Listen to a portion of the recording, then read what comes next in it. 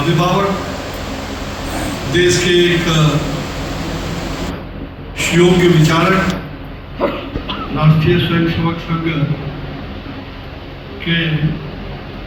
माननीय विचारक भी और राष्ट्रीय परिषद संघ के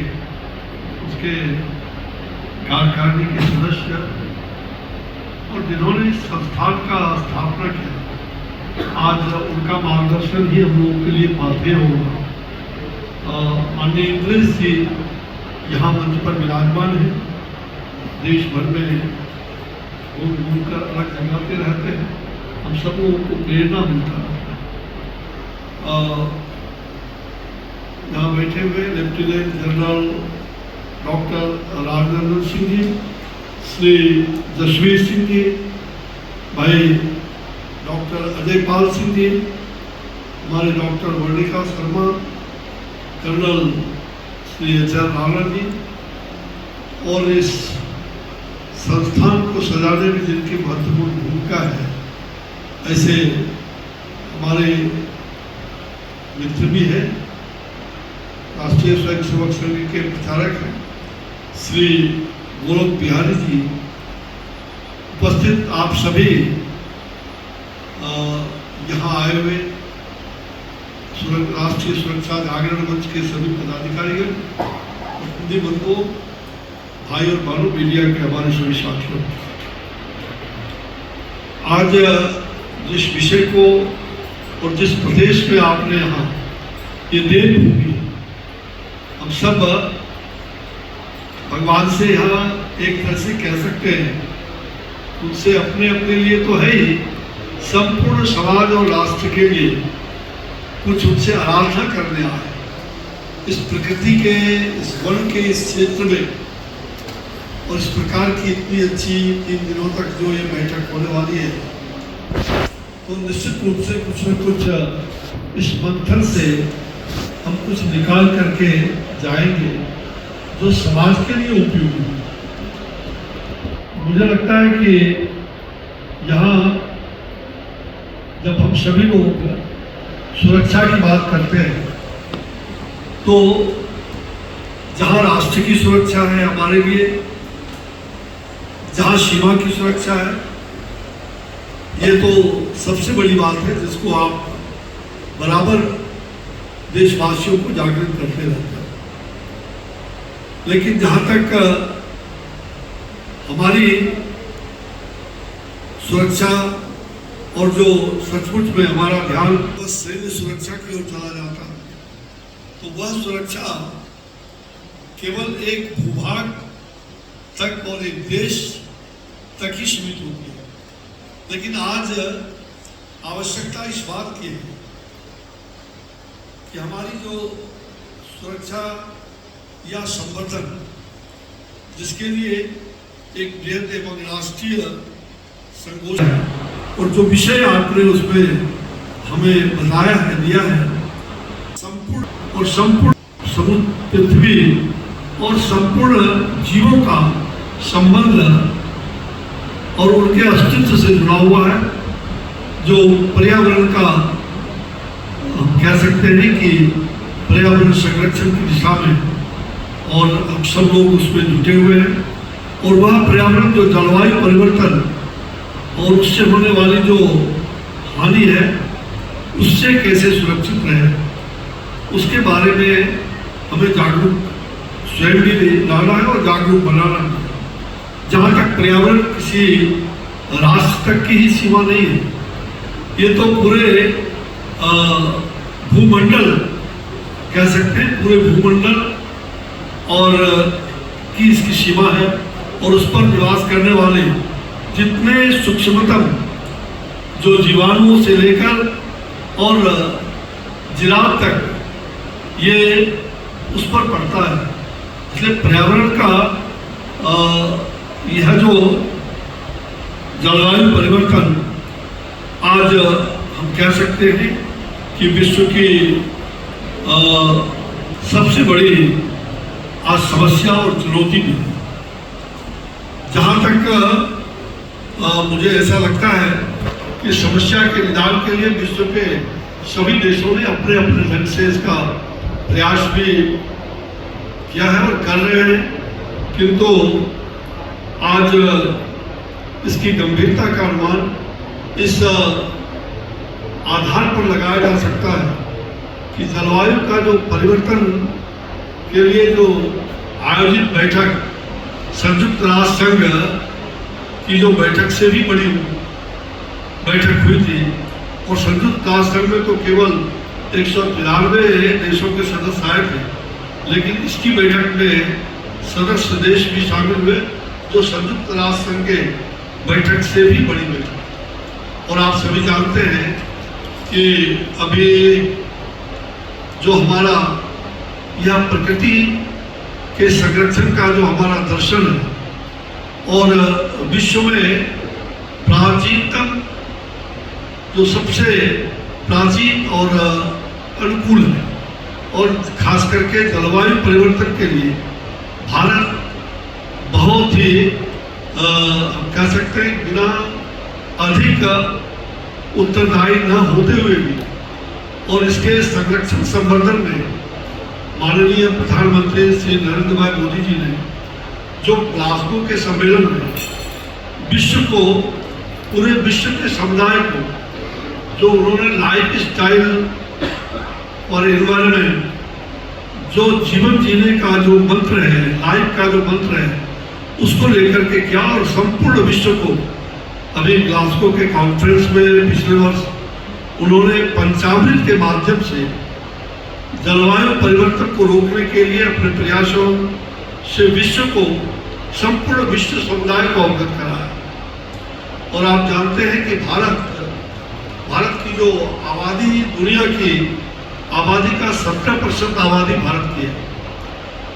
और हम प्रदूषण 4.7 या 8% हम प्रदूषण कह सकते हैं कि कार्बन का जो उत्सर्जन होता है वो हम करते हैं। लेकिन भारत में औद्योगिक क्रांति तो आज शुरू हो रही है या हुआ है पिछले दशकों से, लेकिन दुनिया के अंदर जो अन्य देश है उसमें मुझे लग रहा है कि बड़े पैमाने पर जो प्रदूषण को बल दिया है, प्रदूषण को फैलाया है आज संपूर्ण दुनिया में। और हम कह सकते हैं कि अगर दुनिया का औसतन प्रतिदिन का लिया जाए तो 4 मीट्रिक टन कार्बन का उत्सर्जन एक आदमी करता है, लेकिन भारत में उसका 8वां हिस्सा कम होता, 1/2 मीट्रिक टन हम प्रतिदिन कार्बन का उत्सर्जन करते हैं। तो यह जो हमारी हम कह सकते हैं कि पर्यावरण के प्रति जो हमारी सजगता है, हमारे पूर्वजों ने प्रकृति की पूजा विश्व में कहीं भी होता है तो वह भारत है। हमने प्रकृति को और संपूर्ण जो सर्वे भवन्तु सुखिनः सर्वे सन्तु निरामयाः सर्वे भद्राणि पश्यन्तु मां कश्चित् दुःखभाग् भवेत्। तो हमने हमारी कल्पना, हमारा जो संकल्प है वो सर्वे भवन्तु सुखिनः पर आधारित है। पूरे विश्व को, पूरे वसुधैव कुटुंबकम की बात करके और पूरे ब्रह्मांड को हम कह सकते हैं कि कैसे पर्यावरण से जोड़ करके और प्रदूषण मुक्त बना करके हम दुनिया भर के लोगों को कैसे आगे बढ़ा। तो प्रधानमंत्री जी ने G20 अभी जो देश भर में चल रहा है, ये हमारी बड़ी उपलब्धि है कि उसके अध्यक्ष के नाते भारत को नामित किया गया है। अभी COP26 में जो माननीय प्रधानमंत्री जी ने पूरे देश में जो पंचामृत की बात हमने कहा, तो निश्चित रूप से उसका मूल मंत्र जो उन्होंने दिया, और साथ ही जो वैकल्पिक ऊर्जा के क्षेत्र में वर्ष 2070 तक हमारा कार्बन का उत्सर्जन 0 हो जाएगा, ये एक बड़ी बात है। और उस दिशा में हम सब लोगों को उस दिशा में अपने जीवन पद्धति को ढालने की आवश्यकता है। छोटी बात है लेकिन महत्वपूर्ण बात है। अब आज कहीं पानी का हम मुंह धोते हैं, पानी बह रहा है, बिजली पूरी जहां आवश्यकता नहीं है वहां बिजली लगा रहे, एसी चला करके और फिर ठंडक भी हो और कंबल भी ओढ़ लेते हैं। तो हमारे जीवन का जो हमारे जीवन में जो आवश्यकता है उसको तो हमें करना है, हम आधुनिकतम जरूर बने, किंतु हम यह भी देखें कि इससे हमारा जो लाइफ का जो भारत की जो पर्यावरण के से जुड़ा हुआ जो है हमारा जीवन जो पर्यावरण के साथ है उस पर कितना हानि पहुंचा रहा है। तो हम कार्बन उत्सर्जन की दिशा में काफी सजग रहे और दुनिया को हमने सजग बनाने का काम इस पंचामृत के माध्यम से इस प्रधानमंत्री जी ने किया है। जो हमारा लक्ष्य है उससे काफी आगे हम बढ़ चढ़ के काम कर रहे हैं। हाइड्रोजन, पवन ऊर्जा और इथेनॉल मिश्रित जितने भी ईंधन पर काफी प्रगति हमने किया है और इस ओर हम आगे बढ़ रहे हैं, जिससे कार्बन का उत्सर्जन कम से कम है। मेरे मंत्रालय ने हाल ही में बायोडाइवर्सिटी का जो कानून है उस एक्ट को संसद में हमने पास किया और उससे हमारे सुदूर क्षेत्रों में जितने जैव विविधता से जुड़े लोगों को उससे लाभ मिल सके, सौर से जुड़े जो सौर ऊर्जा और अन्य चीज़ों के बारे में जीवाश्म जो ऊर्जा है उसके वैकल्पिक के रूप में हमने सौर ऊर्जा में क्रांतिकारी कदम भारत ने दुनिया को एक दिशा देने का काम किया है, इसमें कहीं दो मत नहीं। और इसलिए जो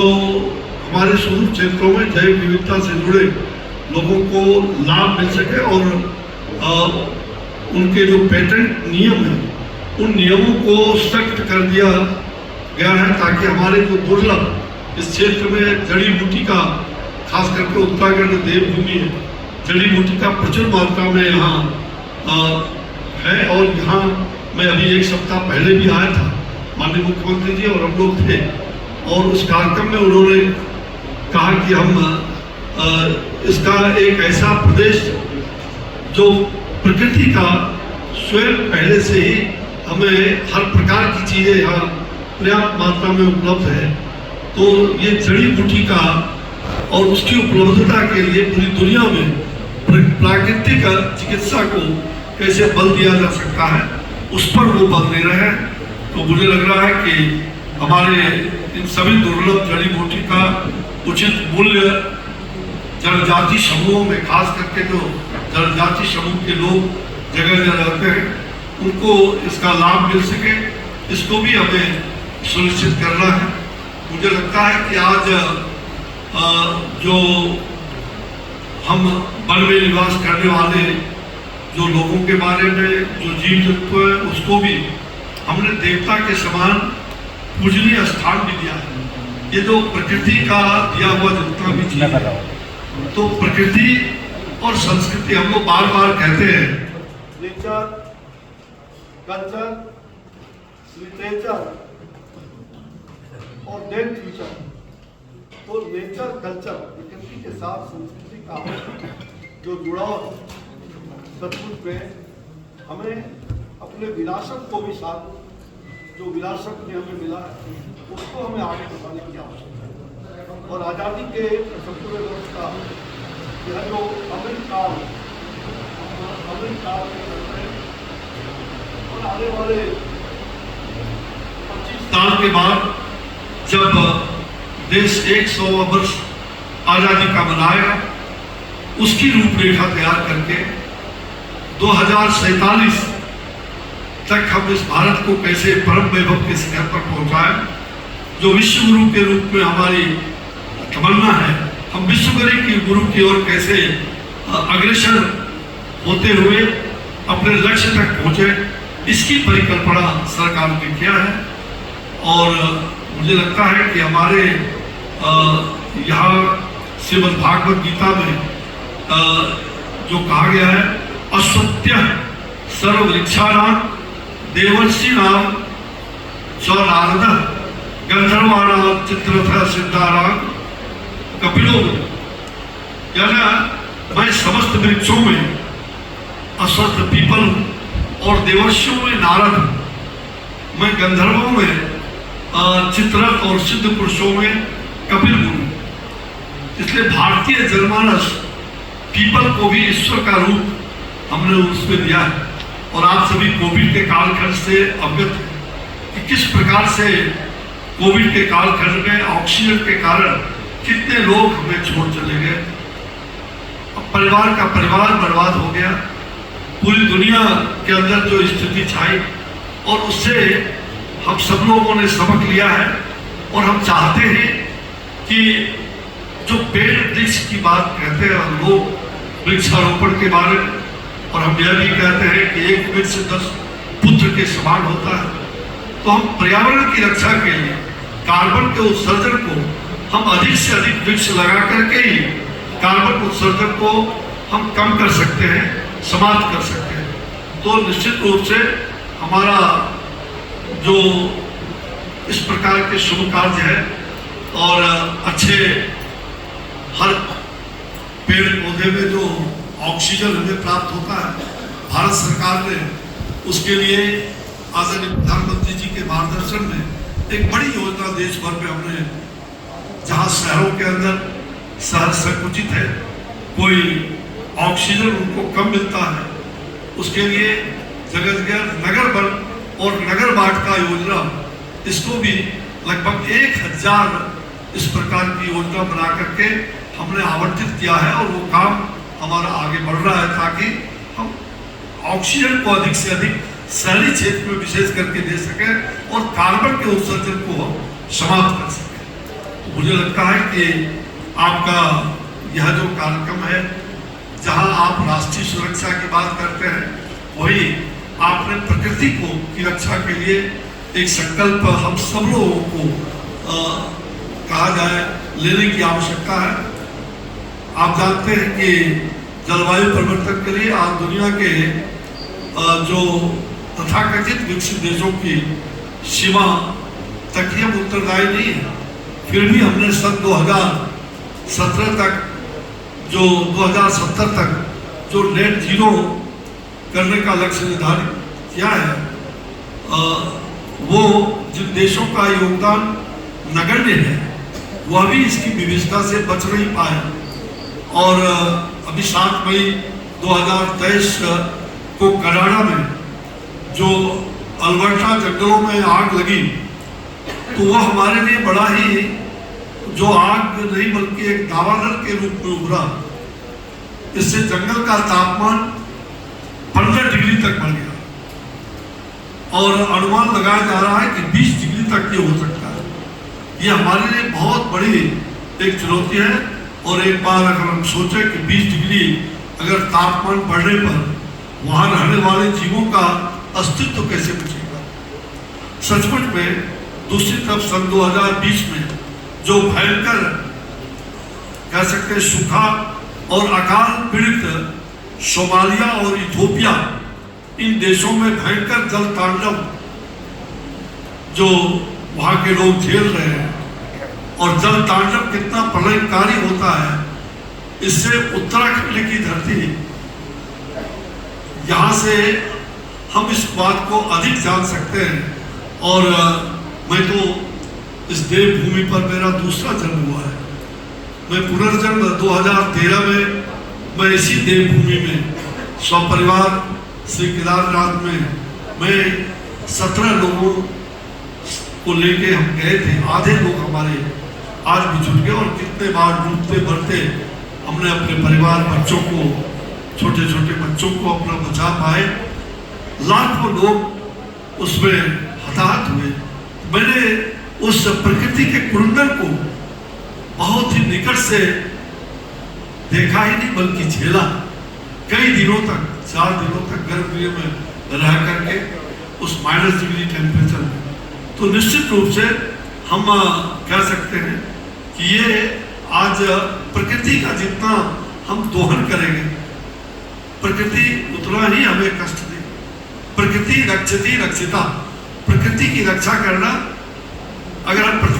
प्रकृति की रक्षा करेंगे तो प्रकृति हमारी रक्षा करेगी। खास करके जो विश्व स्वास्थ्य संगठन ने अपनी वेबसाइट पर अभी लिखा है कि स्वच्छ वायु, जो स्वच्छ वायु के लिए जो मापदंड निर्धारित किए गए हैं उसमें अनुसार विश्व की जो 99% जनसंख्या को स्वच्छ वायु अभी नहीं मिल पा रहा। एक बड़ी ये विश्व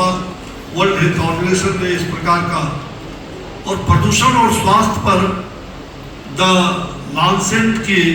जो एक अद्यतन रिपोर्ट सामने आया वो भी चौंकाने वाला। वर्ष 2019 में जो हुई है वो 90 लाख लोगों की मौत का संबंध किसी न किसी तरह के प्रदूषण से हुआ। ये विश्व स्वास्थ्य संगठन का रिपोर्ट नहीं बल्कि द लांसेट की अद्यतन रिपोर्ट है, उससे ये जाहिर हुआ है। 2015 में भी इतनी ही संख्या में लोग प्रदूषण के कारण मारे गए थे, और इन 90 लाख मौतों में से करीब 75% हिस्से के लिए वायु प्रदूषण ही उत्तरदायी है। यह जो एयर पॉल्यूशन है ये सचमुच में हमारे लिए भयंकर है, और जहरीले रसायन वाले जो प्रदूषण के कारण 18 लाख से भी अधिक मौतें हुई हैं। इसमें जो वर्ष 2000 से लेकर अब तक 66% की वृद्धि हुई है। हमें उसको रोकने की आवश्यकता है। हमें उसके लिए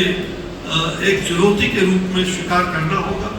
संपूर्ण देश को जागृत करना होगा, और जहां हम राष्ट्र की सुरक्षा के लिए कटिबद्ध है।